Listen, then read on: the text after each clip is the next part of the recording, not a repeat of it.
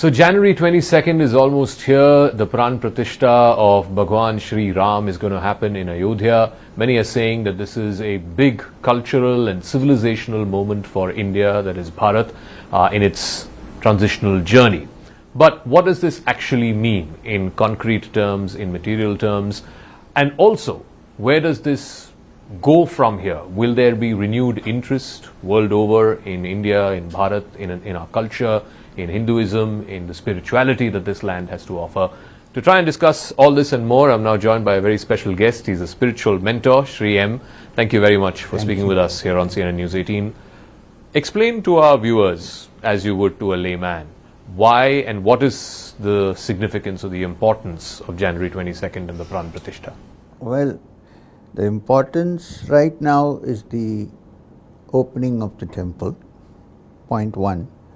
And the second point is that they are going to do what in religious terms is called a Prana Pratishtha. Two. The third is that the name Ram, which has been in the south, people don't know much, even though we have Rameshwaram and so on. Yeah. But in the north, even when a person dies, when they carry him to the cremation ground, they always chant Ram Nam Satya Hai. So it has a big significance, especially in that part of the country, but also in India, and in Cambodia, everywhere you will see the Ram thing. So it's an ancient, what would I call, once upon a time he was a king in Ayodhya, and then he was considered to be divine incarnation of Narayana. These are all the different stories that we have about Rama. But what is the relevance of Ram in today's day and age? So Ram, according to, this is interesting, when Valmiki, who is considered to be the Adi Kavi, the first poet, was in his hermitage, Narada comes. Whenever there is something happening, Narada arrives with his. So Narada comes and saying Narayana, Narayana. And Valmiki says, I want to write a beautiful poem of somebody's life, of a human being who you consider as having divine qualities, who is a Maryada Purusha, which means who is just, who cannot speak untruth, and so on, all the qualities which would make a perfect gentleman. Sure. Plus a divine element, who is also spiritual and divine and so on. Do you know anybody anywhere in this time who exists like that? In which case I will like to get a description, so I start writing this. It's a classic myth. You can't call it a myth. What do you call those stories? Like a parable or a fable? No. Those long poems like the Odyssey and there's a name for that, classical name. Anyway, it doesn't matter. So then he starts to write the Ramayana. So that defines Ram in the heart of most people in this country at least. But then at early time it has also gone to places like Cambodia, to Thailand. So there are so many places where Ram is worshipped and dramas are made and plays are made and so on and so forth. So it represents in the niche of the heart of average, I would say Hindu Indian generally, but then it's difficult to take out people from this country and say these are Muslims, these are Christian, therefore they are not. I'm saying people who live in this country, more so the Hindus. Okay. That is a model human being who is a divine incarnation of Narayana, of the Supreme Being, who is just, and so on. I mean, this is the whole thing around Ram. But tell me, obviously for the Hindus in this country, it is a big moment. It is a moment that they've waited for over 500 years. 500 years. Especially because of the contested and disputed nature and the litigation and all of that. So explain to us, you have just explained to us what this means for Indians, irrespective of their faith. But if you were to speak to a Muslim young person today, or a Christian young person, or a Sikh, what is the significance of? Well, as far as Sikhs are concerned, in many parts of Guru Granth there is a mention Ram. Yeah. Whether it is Shuddha Brahma, Parat Param, or Ayodhya. But mention of Ram is certainly there. Sure. About other religions, well, in Islam there is no concept of Ram. In the Christian religion there is no concept of Ram. The Jews do not have a Ram. Yeah. But in this country where the majority are Hindus, even today, Ram becomes very significant. So, whether you like it or you don't like, whether you know about it or not, one should try to understand what is it that creates this kind of strong attachment to this name Ram and the image Ram, and what is it that is making the Hindus in general, the public, to put up a place which after 500 years of litigation is today shown as a place where people from all sides will come together. If you at religious terms, there is the Hindus and the Muslims do not have any concept of Ram. I agree. But there are some people like Kabir Das. We can't place him as a Hindu or a Muslim. Who, when many times when he refers to the Supreme Being, he calls him Ram. Yeah. So tell me something, Sri M. There is also on the one side there is political opposition to it. You must have seen that. I've seen. Some people have also raised a religious/spiritual opposition to it. So what would you say to both?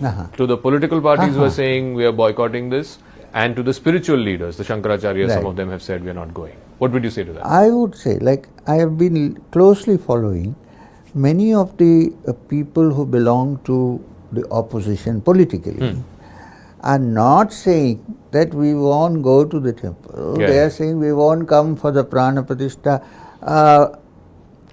So Sharad Pawar's statement yesterday that we will definitely come to the Ram temple after this is over. So it's quite a political statement in the sense that we have respect for Ram, but we will not go now because of. Now that becomes a political issue because somebody who they are opposed to is kind of opening the temple. So this could be the reason. Or there may be some who really do not believe in it. This is also possible. In India, even in religion and philosophy, all this is possible. Even during the time of Rama, if you look at it historically in a context, there were Charvakas who didn't believe in God. So it's more a question of nationality and things like that rather than only religion. You see that? So I can understand the statements which are being made. It's not out of disrespect. Maybe it's out of a political compulsion. Possible. But what about the Shankaracharyas? Now the Shankaracharyas. There is no question that Adi Shankaracharya, who set up these 4 centers, was a great figure in the Hindu system.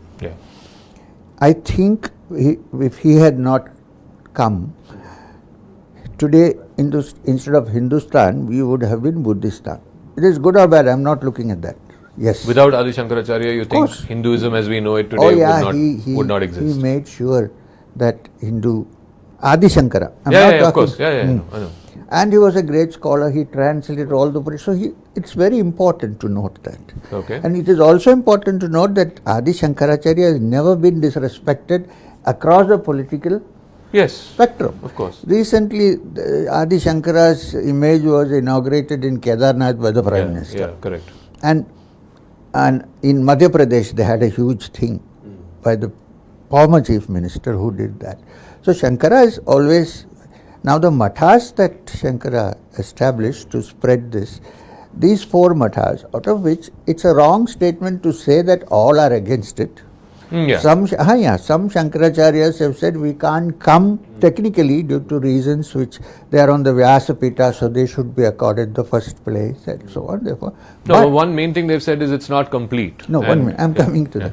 And plus that, and some of them like Sringeri Shankaracharya, I was seeing this thing. He said, please, everybody should go to this temple. I cannot come due to certain shastric technical reasons, but everybody should go. So Kanchi Shankaracharya, who actually is not accepted by these 4 maths, the Kanchi math, even though it's a very great saints have lived there.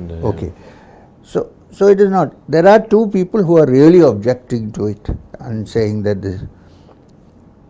About the Badri Shankaracharya, he has just taken over, so let's not dwell too much on that. The elder Shankaracharya was there before, who died recently, you must be knowing.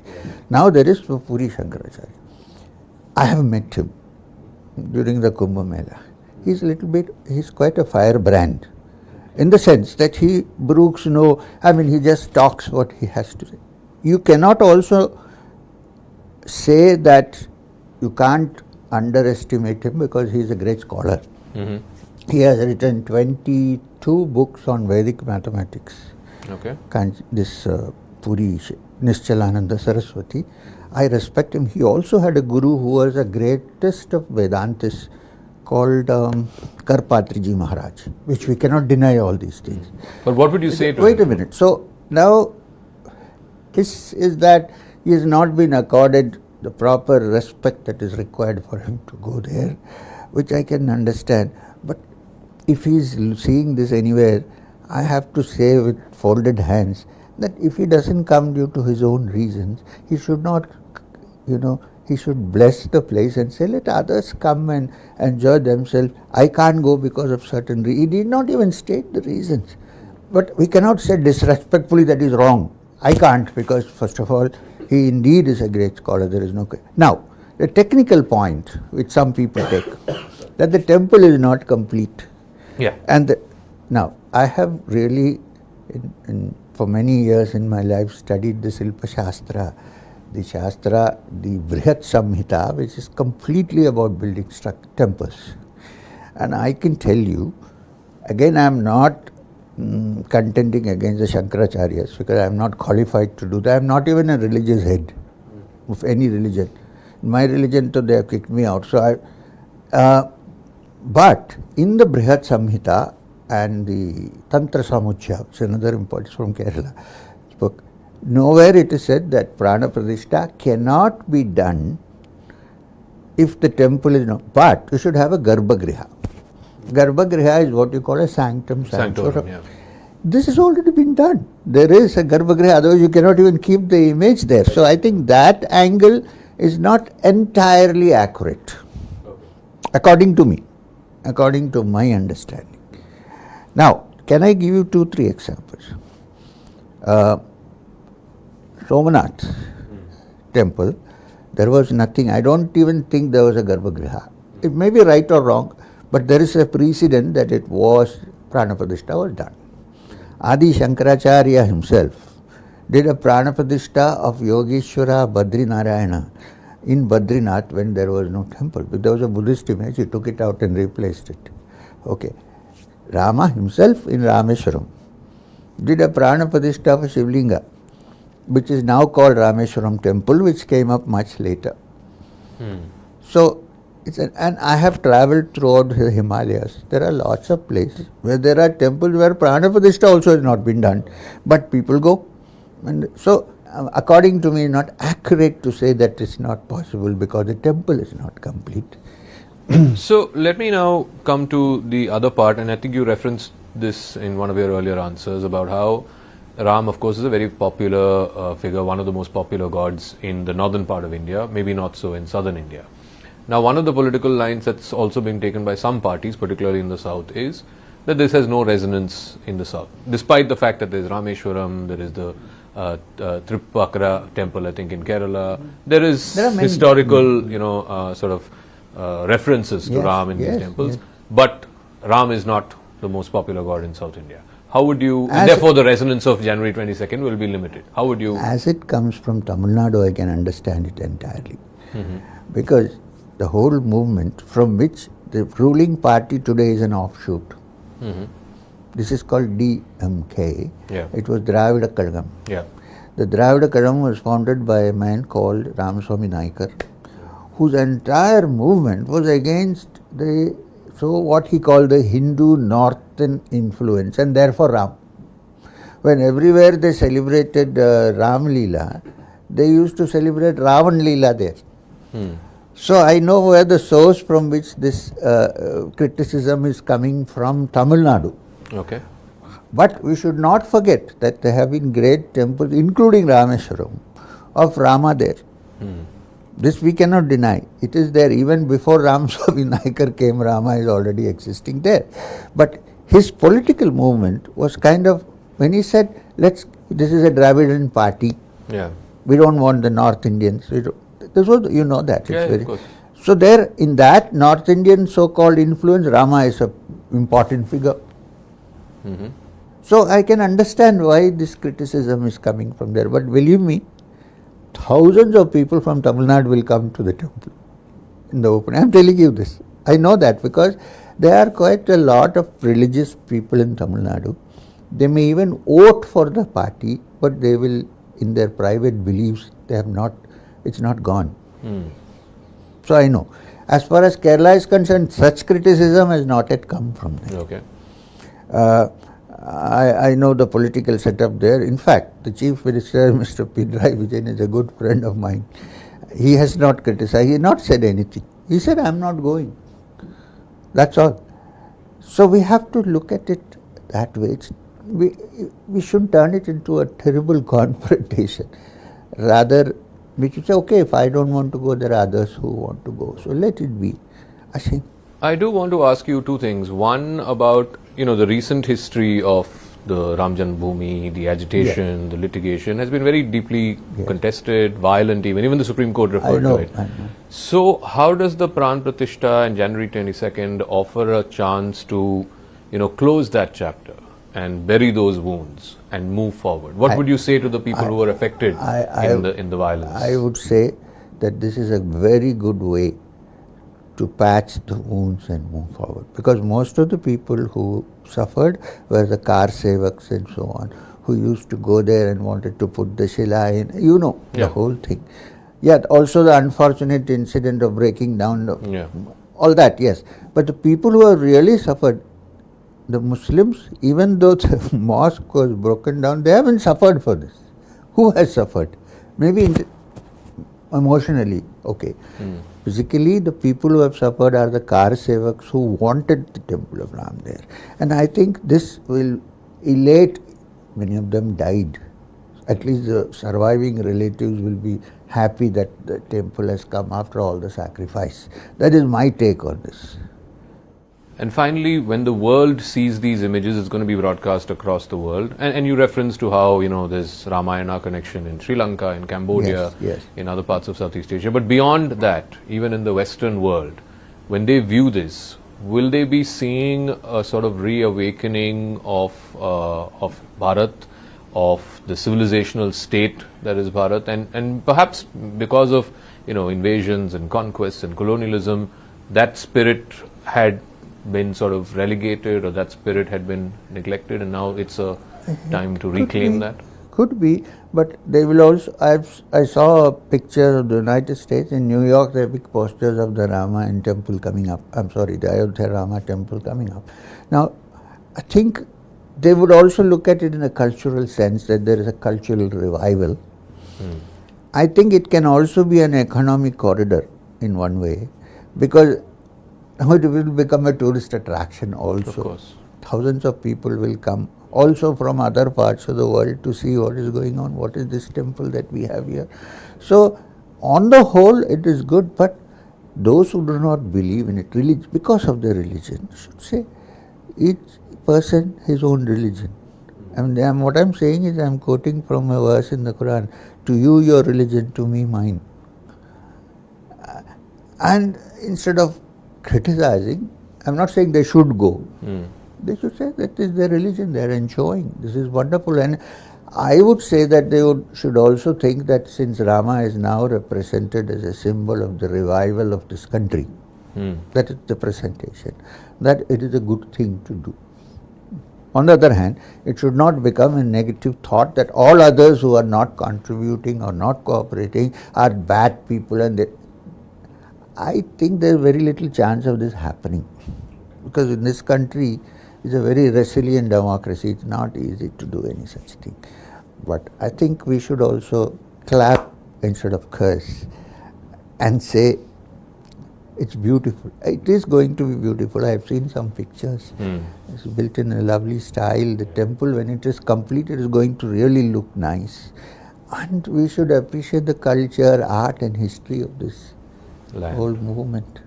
All right. Thank you very much, Sri M, for speaking with us here on CNN News 18. Thank you for your time. All right, so the moment that everyone's been waiting for, on Monday, the Pran Pratishtha of Ram Lalla will happen in Ayodhya. And this is a moment that's going to be watched not just by 1.4 billion Indians in this country, but by people around the world, not just the Indian diaspora, but there's going to be huge interest and huge number of eyeballs all around the world soaking in and consuming this big moment, which is a cultural, civilizational moment for India, that is Bharat. Let me now